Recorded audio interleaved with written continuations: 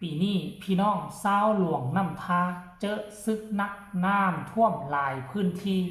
ตั้งแต่เช้ามื้อนี้ประชาชนแตกตื่นเรียกร้องให้ทางภาครัฐรีบลงไปแก้ไขและช่วยเหลือให้มันทันการสวัสดี FC แฟนคลับทุกท่านเนาะพ่อแม่ประชาชนคนลาวทั้งเหนือและก็ฮอดใต้ช่วงนี้เป็นช่วงฤดูฝนปีนี้มันมาแปลกแตกต่างจากทุกปีที่ผ่านมาซึ่งทุกปีว่าเคยมีน้ำท่วมบ่มีแต่ว่ามันก็บ่นักหนาสากันขนาดนี้ตกมาสู่ปีนี้จะเห็นได้ว่าน้ำท่วมอยู่ในประเทศลาวของเราน่ะเกือบทุกแขวงเกือบทุกพื้นที่บ่มีว่าพื้นที่ใดจะบ่ท่วมปัจจุบันนี้ทั้งนครหลวงเวียงจันทน์กำลังเฝ้าระวังเรือบ่ฮอดซอกบ่ฮอด30 เซนเขตเมืองหาดทรายฟองน้ำจะล้นเข้าตาฟังเรียบร้อยแล้วถึงแม้ว่าอยู่ใจกลางนครหลวงเวียงจันทน์อาจจะมีคูกั้นน้ำที่เฮ็ดสูงขึ้นมาในเขตแถววัดจันทน์เขตสีไข่แถวนี้อาจจะปลอดภัยแต่เขตเมืองหาดทรายฟองลงไปหาเมืองปากงึมแถวนั้นตาฟังค่อนข้างว่าต่ำโอกาสที่น้ำจะท่วมมันก็มีสูงเพราะปัจจุบันนี้ว่ามาจอคอหอยอยู่แล้วแต่ว่าโชคดีฝนหยุดตก2 มื้ออันนี้คือโชคดีแต่ว่าโชคบ่ดีอยู่เขตภาคเหนือของลาวเฮาเนาะ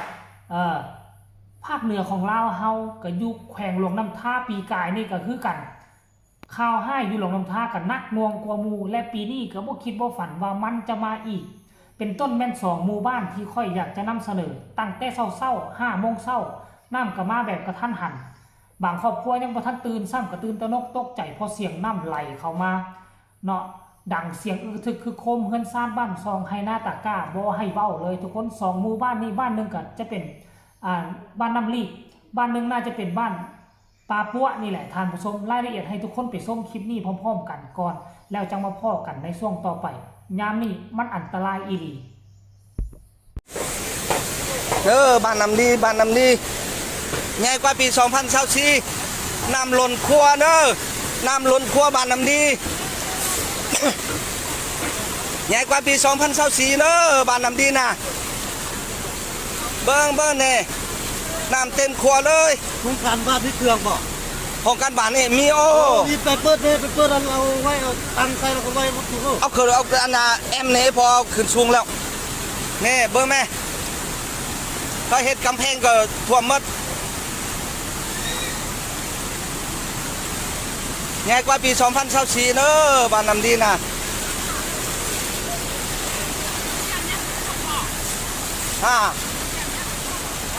นี่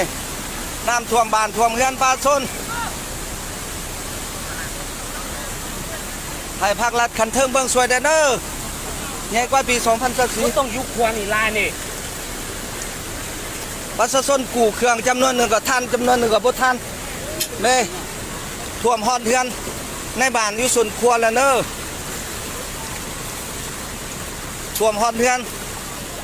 ข้าพเจ้าอยู่ส่วนครัวนี่แหละเจ้าเป็นในบ้านนี่น้ำท่วมหมดแล้วนี่บ้านน้ำดี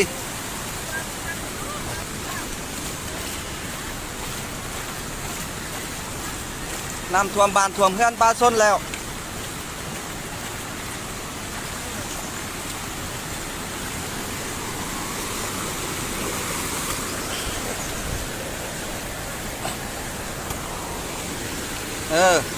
เบิ่งใหญ่กว่า2024ต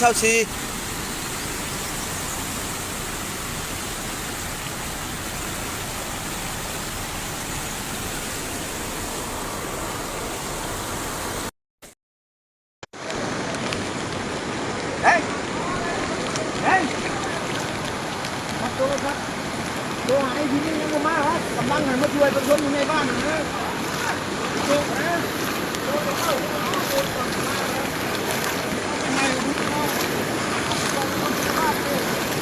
เอาไว้กระตุกนะ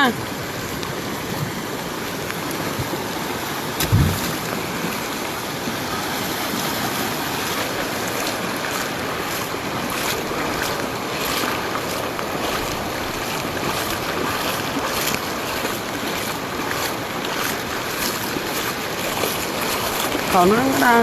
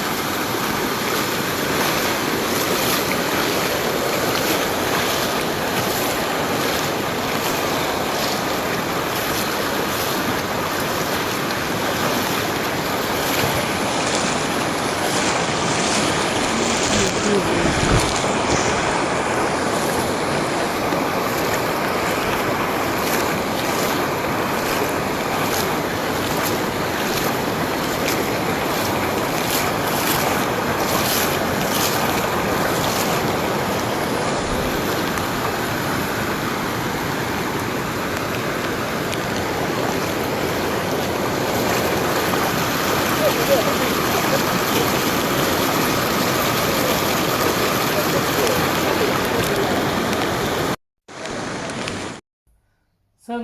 เสียงอยู่ในคลิปมันเสียงทำอิฐเนาะก็เป็นเสียงผู้นำหมู่บ้านบ้านน้ำลิทางแขวงหลวงน้ำทาเพิ่นก็เฮี้ยงห้องให้ทางรัฐบาลหีบส่งคนมาช่วยเหลือแน่เนาะหลายคนหลายพื้นที่ก็เป็นห่วงเพราะว่าหลังจากที่น้ำมาแล้วน้ำลดลงไปแล้วการฟื้นฟูนี่มันมีความสำคัญหลายขี้ตมขี้หีนทอนหมอกทอนไม้จะเต็มแต่ว่าหลายคนก็เป็นห่วงเป็นไงเพราะว่าปีนี้น้ำท่วมทุกภาคในประเทศลาวเฮารัฐบาลจะเฮ็ดแนวใดจะเอางบประมาณใส่มาช่วยเหลือพ่อแม่ประชาชนอยู่คำมวลนี่น้ำท่วม2 รอบแล้วคำมวลบริคำไซเส้นทางที่จะตัดขึ้นไปหาเวียดนามท่วม2 งวดแล้วปีเดียวงวดแรกยังบ่ทันได้ไปฟื้นฟูเถื่องวดที่2มาอีกแล้วและทั้งทาแขกเมื่อวานนี่ก็นักกว่าหมู่ทาแขกตัวเมืองตาแขกปกติน้ำบ่เคยท่วมหลายปานนี้แต่น้ำสะพัดว่าดันท่วมสูงบาดเอาที่จริงแล้วไปเบิ่งโครงสร้างโครงรางพื้นฐานการก่อสร้างไปปิดทางระบายน้ำที่จะลงสู่น้ำคลองเฮ็ดให้น้ำระบายบ่ทันน้ำจึงท่วมเมืองท่าแขกอันนี้สาเหตุหลักได้ถามผู้ชมเลยโอ้โหงานนี้รัฐบาลเฮาจะช่วยเหลือฟื้นฟูได้ดีขนาดใดเฮาก็ต้องได้ติดตามตอนต่อไปแต่ว่าก็น่าเป็นห่วงอยู่เพราะว่าบ้านเฮานี่เงินคำกำแก้วบ่หลายเนาะบ่หลายคันกรณีว่ามันเกิดขึ้นแต่แขวงเดียวบ่อนเดียวเมืองเดียวใครอยู่อันนี้เมืองแบงก็หาก็เกิดขึ้นเมืองแบงกับหมู่บ้านเมืองก่อนนี่เมืองท่าแขกอีกเมืองคูนคำแขวงคำมวลอีก